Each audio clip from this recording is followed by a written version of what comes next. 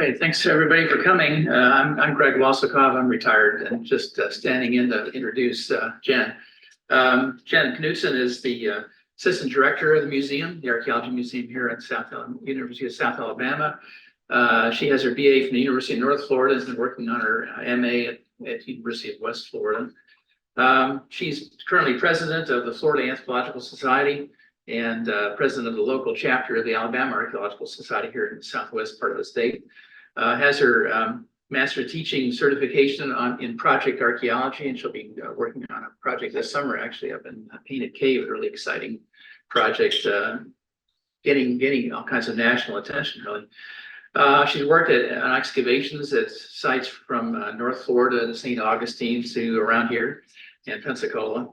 And her current research, which is partly what she'll talk about today, is about her thesis research on the Huguenot colony of Campbelltown in British West Florida. So, Jen. Thank you.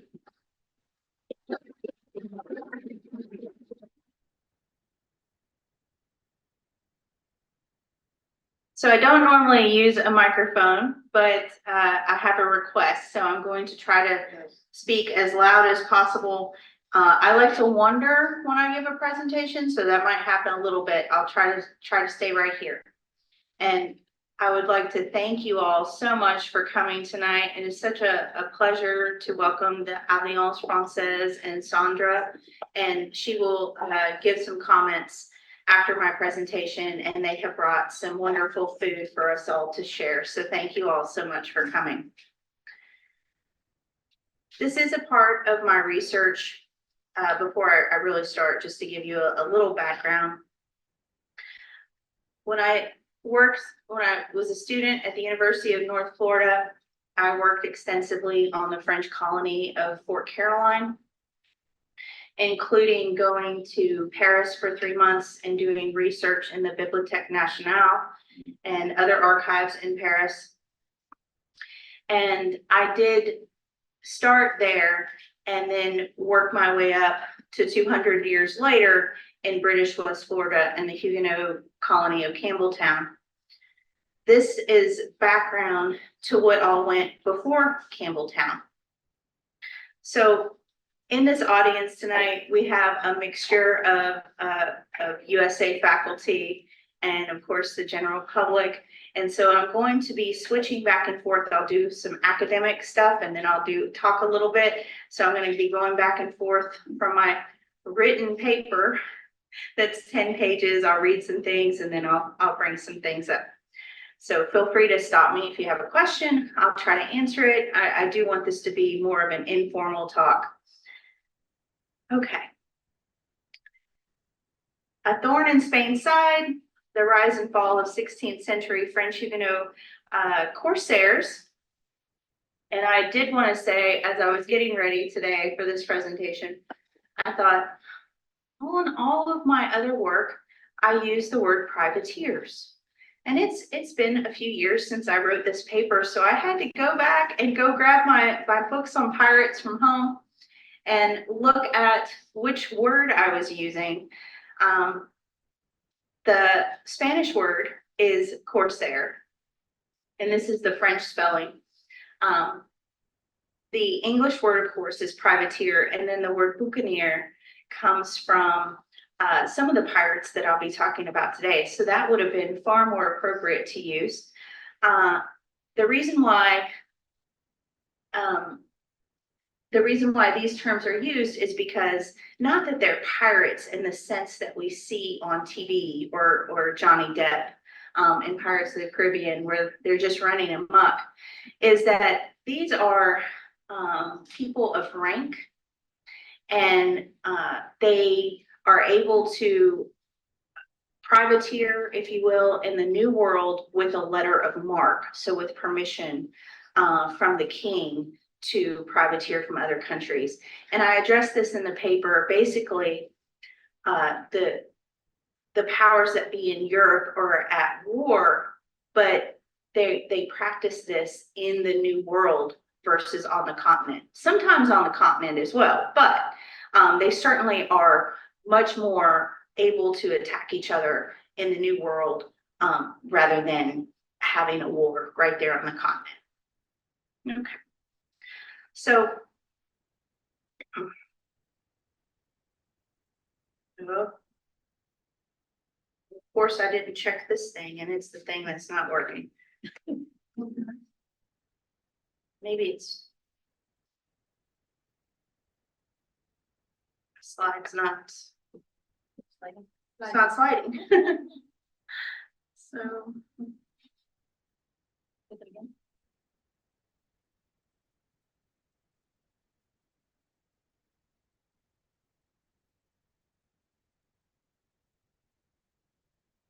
So I'll just start reading while we wait on to get to the next one, but economically vibrant maritime centers for French Protestants were established early in the course of the 16th century and set precedents for a frequent occurrence of Huguenot privateering from France's Norman port cities on its western coast across the English Channel. Ah, good. So you have Le Havre here, La Rochelle. Across the English Channel, especially Dieppe, Rouen, and Le Havre.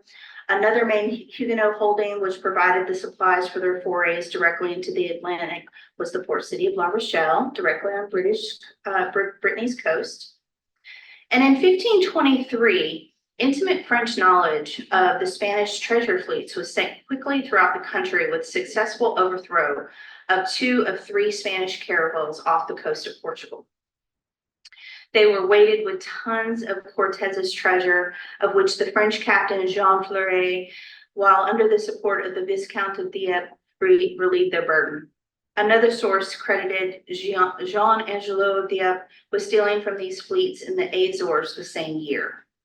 And so the Azores are basically down around here, and they're pillaging raw materials and treasure, and from the Azores, and these start the beginnings of France's New World exploration. So they basically figuring out how to get to Canada, and they're raiding the Spanish fleets.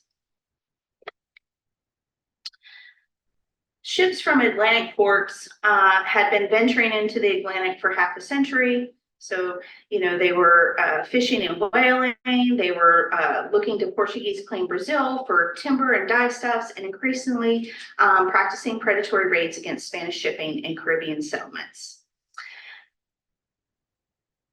Paul Hoffman estimates that from 1535 to 1547, French corsairs took over 60 Spanish ships and attacked 17 Spanish colonial towns.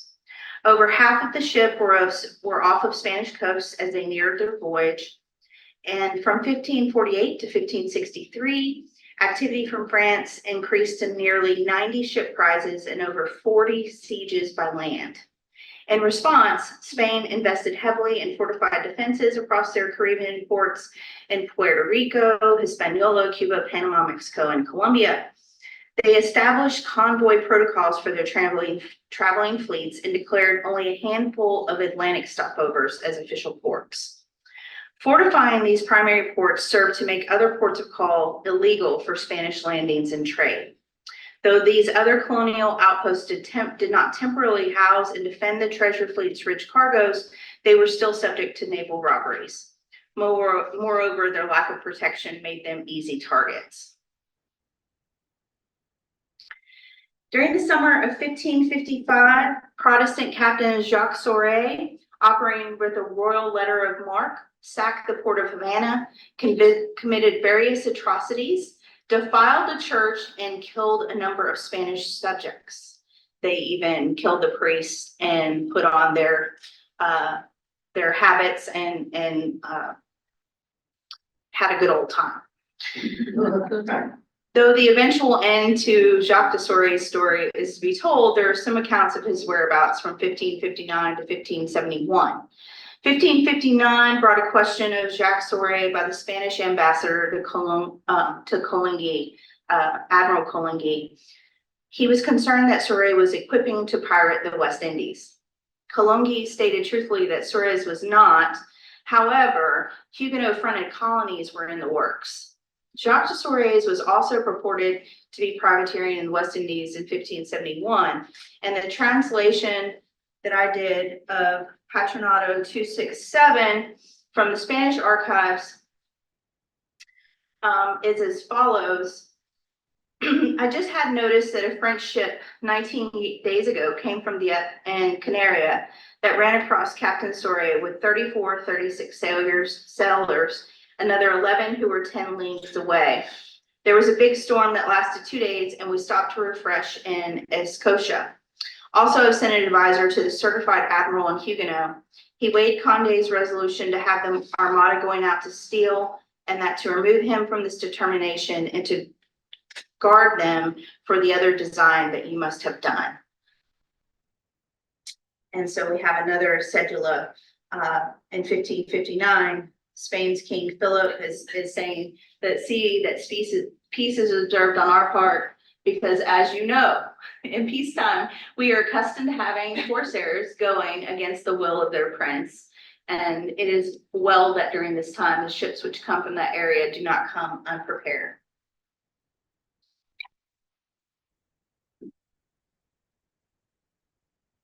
So nearly as little that is known about Sorais is also known about that of Francois Leclerc. However, he retired with a patent in one of the lower orders of nobility. The Huguenot merchant class climbed the ladder status among France's nobles. Both Huguenots, Leclerc and Sorais were issued the first letters of marque, and 10 ships, or Leclerc was issued 10 ships to patrol Caribbean waters by Henry II in 1553. And Sorais served under Leclerc as his lieutenant. Together, they plundered La Habana, Port-au-Prince, Hispaniola, and Puerto Rico. Their force numbered 300 men and 8 ships in their 30 assault days on Santiago de Cuba. Leclerc certainly passed on his naval expertise to other Huguenots privateers. Furthermore, Leclerc significantly terrorized the Spanish. He used England as a base for a fleet of 4 to 8 ships to attack returning convoys in the Azores, and the Spanish gave him the nicknames of Hombre de Bois and Pied de Palo, both of which mean peg leg, and sealed his remembrance to history in all of our cartoons henceforth. There are other peg leg pirates forward in history, but Leclerc is the first, as far as I know, to be called peg leg. Did he actually have peg leg? He did. It was a cannonball from another ship took his leg, just like we see in the cartoons.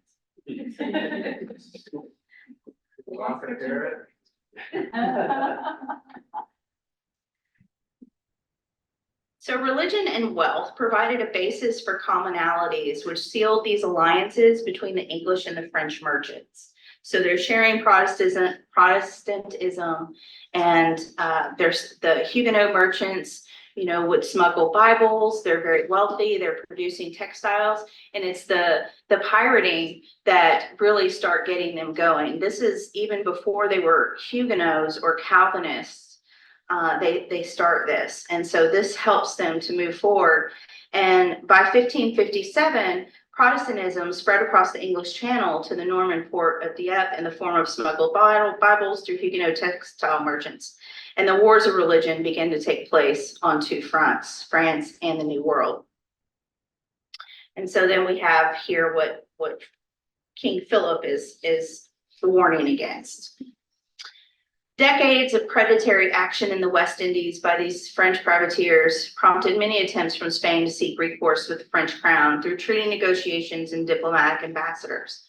France's policy was to withhold official support of the seafaring assaults on West Indies Spanish ships and forts.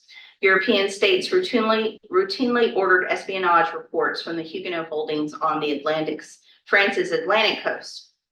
And like I said, these wary diplomatic negotiations between European powers tried to maintain the peace at home, but battled for the territory in the New World.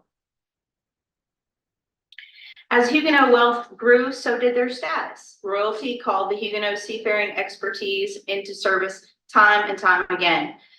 Chatillon de Coligny was declared Admiral of France in 1553, and many Huguenot captains served in France's naval forces.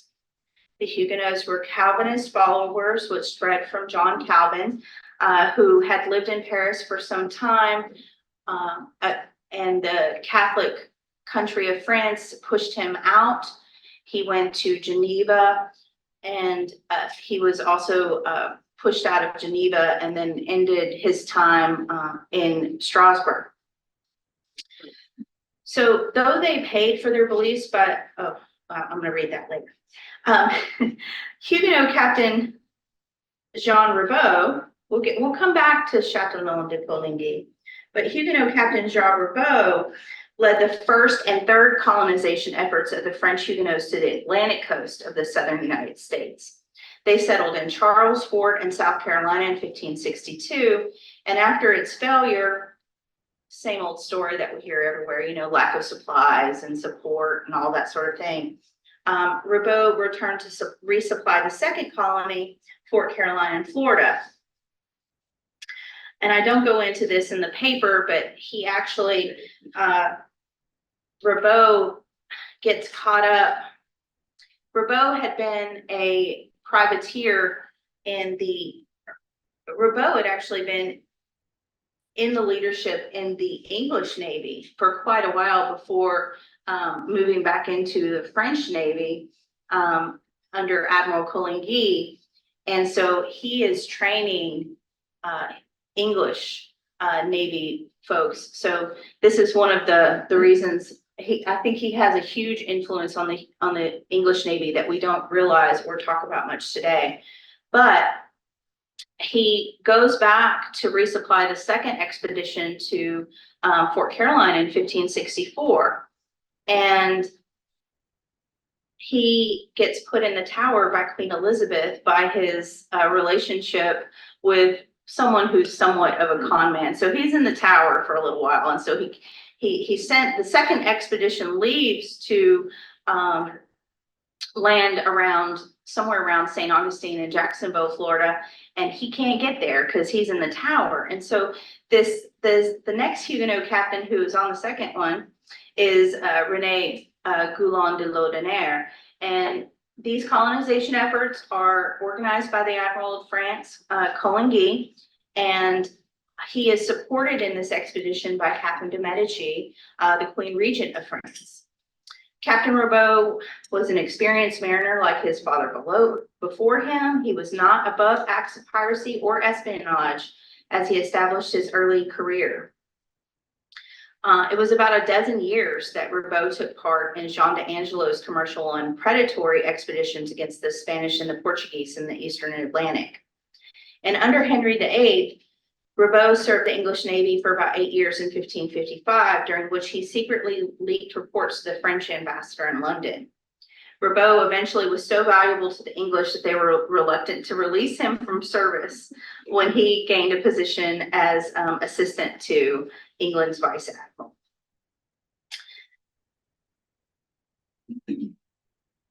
The French motives for the choice of the Atlantic coast of the southern United States for their base of operations in which to prey upon Spanish vessels was well considered. Charles Fort and Fort Caroline were ideal locations for raiding Spanish ships as they sailed the Atlantic Gulf Stream back to Spain's ports. Pilots, which is the word for ship captain, sailing to the New World and back to European destinations in the 16th century relied on taking these routes, which were well known and practiced. As someone told me, they didn't have GPS back then. Incidents of mutiny occurred several times during the French colonization attempts at the East Coast, and basically a failure to return and resupply the first colony by Ribault and caused several sailors to build a makeshift vessel and sail home. One of the colonists refused to take the arduous journey. Guillaume Ruffi was discovered 2 years later and was found by the Spanish captain Manrique de Roja. Charged with finding French colonists and pirates, Roja was also directed to Florida to look for the stone columns erected by Ribault at Charles Fort and Fort Caroline. Ruffi gave his testimony in Cuba in July of 1564. He stated that the purpose of the French expedition to Florida was to find a good place in which to raid the Spanish treasure fleet on their way from Mexico to Spain. Asked by whose command and cost the expedition had been arranged, and what had been its destination, he replied that he understood the expedition to have been made up and sent out at the command of the cost of Queen Mother of France, the Admiral and Monsieur de Vendôme, and that each of these gave 1,000 ducats to equip the expedition, that it came directly to the coast of Florida to settle on the point and river of Santa Helena and to discover whether it was a good location for going out into the Bahama Channel to capture the fleets from the Indies. This is, he knows because he heard it said by everyone, and it was common knowledge. Rufy was likely prompted by the Spanish to make this statement in order for them to find more ammunition in their case against French settlements in Florida, but it was also a justifiable fear.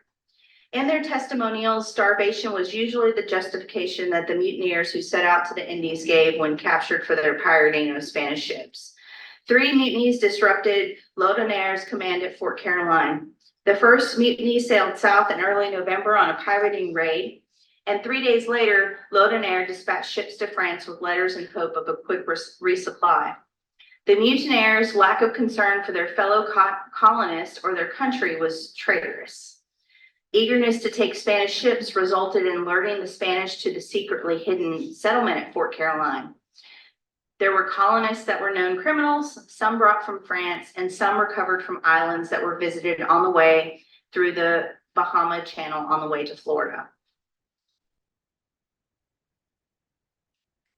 In 1573, Sir Francis Drake planned a theft of Spanish fleet treasure that ultimately profited him personally in excess of 100,000 pounds in gold, coins, and silver. The strategic attack yielded handsomely. French privateers who assisted the raid also received their shares in addition to the Cimarroons. These were enslaved, they were enslaved folks who had escaped and were living on the islands. Captain Guillaume Letestu led a crew of 30 who left from Le Havre. Upon their rendezvous with Drake in the West Indies, Letestu told Drake of the incoming transfer of treasure by mule train at Nombre de Dios in Panama. An Atlantic navigator and Huguenot privateer, Letestu was also a royal cartographer. He dedicated his most well-known work, an atlas titled Cosmographie Universelle selon de navigateur tant ancien que moderne, to Gaspard de Coligny in 1555. I'm sorry that I'm a brutal French accent. These maps were prepared after Letestu explored Brazilian coast on the order of Henry II. Today, this map and other world maps produced from 1541 until 1568 are classified as the Dieppe maps. The map makers made their homes in and around the port city of Dieppe. Jean Angot, another Huguenot privateer and maritime merchant, provided the patronage for other map makers in the Dieppe circle.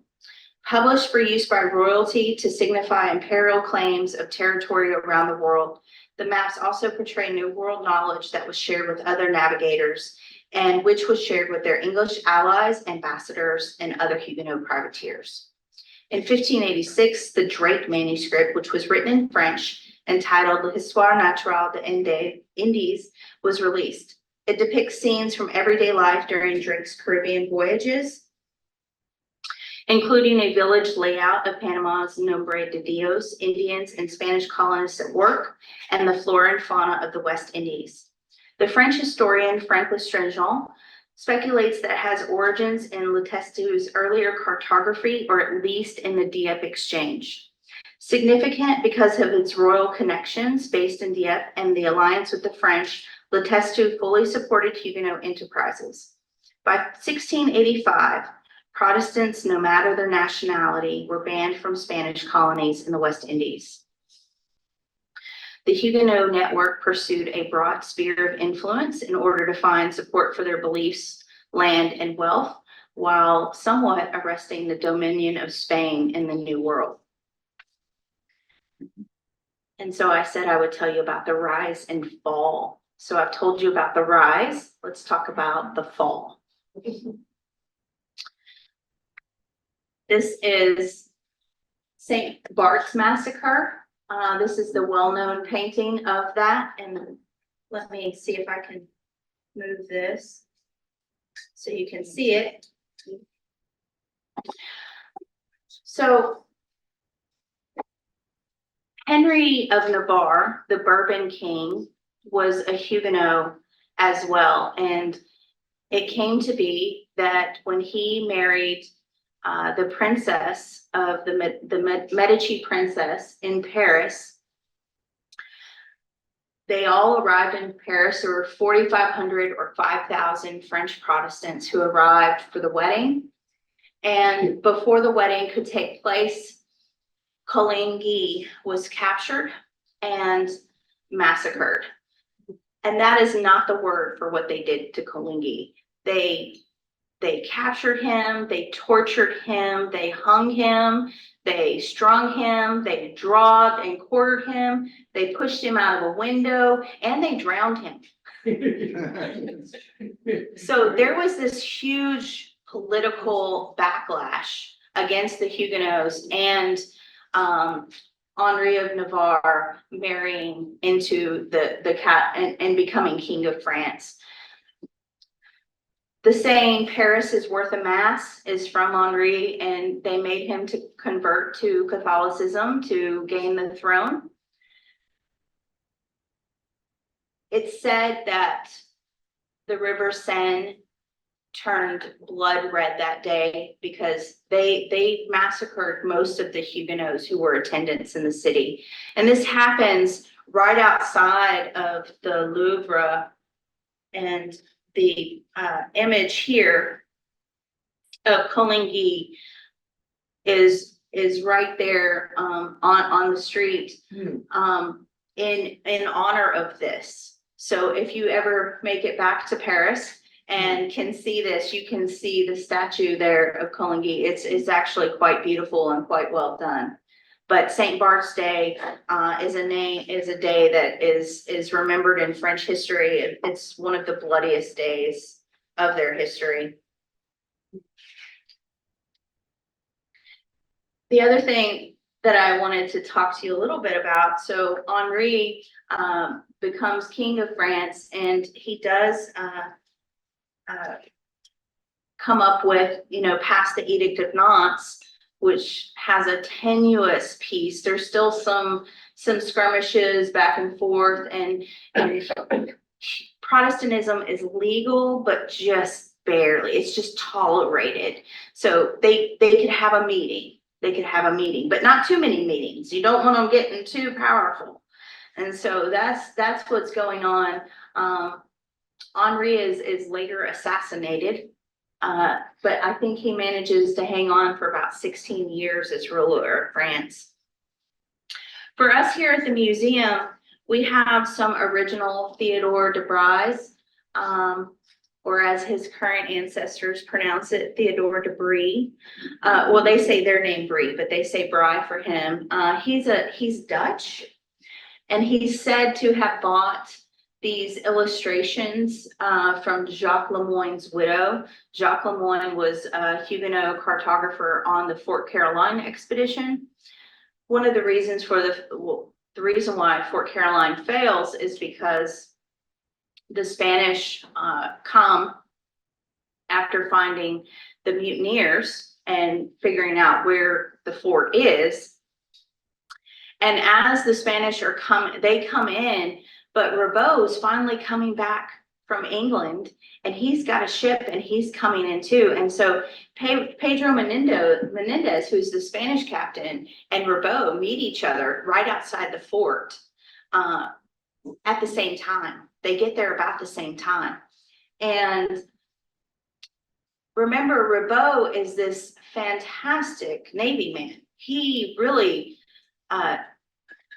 outmaneuvers Pedro Menendez outside the fort and takes Pedro Menendez down the coast of Florida, chasing him away from the fort. He didn't want him to see the fort. And unfortunately, and there's a book called In the Eye of the Hurricane by John McGrath that details all of this. A hurricane comes and it hits Ribaud and it smashes him off the coast of Cape Canaveral. There's a couple of hundred, I think, on Ribaud's ship, and they are there for a couple of weeks, and Pedro Menendez finds them, and he massacres them in place on the shore. He goes back to Fort Caroline and he burns the fort, and Jacques Lemoyne is reported to have gotten away with these illustrations in the middle of the night through a swamp, getting back on a popsicle stick to sail back to France. That's what they basically was, something they built. And Theodore de Bry publishes his work in 1602, and it's basically like what we would think of as a coffee table book with these are copper etchings on paper. He publishes them in German, in Dutch, in Latin, in English, and they're the first illustrations that Europeans see of the New World. And in this illustration, you can see he's trying to show how Native Americans hunt, and there's a Native American wearing a deer as a disguise to get in amongst the deer. There's 41 or 42 of these original illustrations, and if you go through the museum, they're on the wall in the Collision of Cultures room. So you can see two of them. Some things are not quite right in these illustrations. For example, thinking about de Bry, he's a bookmaker. So he wants to fill the page. And these are illustrations of Florida, but they have mountains. They've never seen an alligator before, so he puts ears on the alligator that are weird. There's just some weird things, but they're also very useful in that we can tease out a glimpse of what life was like for the Timucuan, who are the natives that the French and the Spanish encounter. We don't hear much about the Timucuans anymore because they did go extinct, being among the first to be contacted by the French and Spanish in Florida. Recently, archaeologists in Alabama did find evidence of a deer antler worn by Native Americans. It looked like it was replicating something that looked like this, possibly. So we do have some archaeological evidence for this. Yeah. So it's centuries and centuries of story, and it goes on and on. And like I said, I work, my thesis work is on the Huguenot colony of Campbelltown. So after the Edict of Nantes is reversed, 100 years later, I think it's something like 500,000 Huguenots are dispelled from France, and they go all over the New World, especially South Carolina. And a colony leaves from England and comes to newly established British West Florida and Pensacola. And so my thesis work was to try to find where that colony was on the landscape. Unfortunately, they had their supplies stolen in Ireland, in Cork, while they were in port. So they really didn't have much. They really didn't have much in the terms of supplies and things that an archaeologist would be looking for. In Pensacola, they are also put on the frontier, so way far from all the other English people in downtown Pensacola. They were put up on the very edges, and they didn't do very well, and they didn't survive. So they're very ephemeral, and I haven't found them, but I did find a little bit of things in the documents and so on and so forth.